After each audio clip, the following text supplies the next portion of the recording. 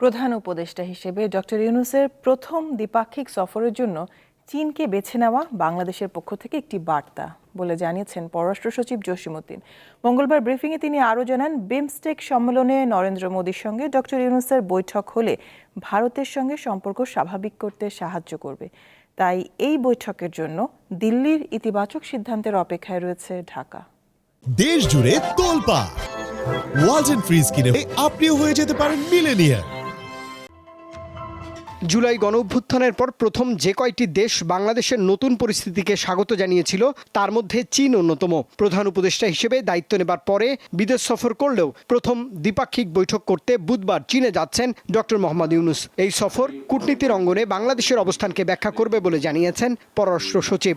চীন যে আমাদের খুবই গুরুত্বপূর্ণ বন্ধু, সেই বন্ধুত্বকে আমরা ধারণ করি এবং চীনের দিক থেকেও একই ধরনের সেন্টিমেন্ট আছে এবং মাননীয় প্রধান উপদেষ্টা তার প্রথম দ্বিপাক্ষিক সফর হিসেবে চীনকে বেছে দেওয়ার মধ্য দিয়েই একটা বার্তা আমরা দিচ্ছি।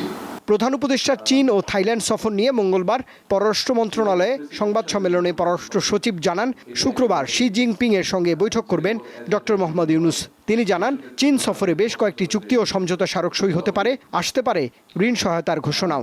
আমাদের দিক থেকে এবং চীনের দিক থেকে আগ্রহ আছে ওয়াটার ম্যানেজমেন্ট বিষয়টা নিয়ে কথা বলার জন্য এবং সেই ওয়াটার ম্যানেজমেন্টের বিষয়ের আওতায় তিস্তা প্রকল্প নিয়ে কথার একটা সুযোগ আছে। 29 মার্চ চীন থেকে ঢাকায় ফিরে 3 এপ্রিল থাইল্যান্ড যাবেন প্রধান উপদেষ্টা।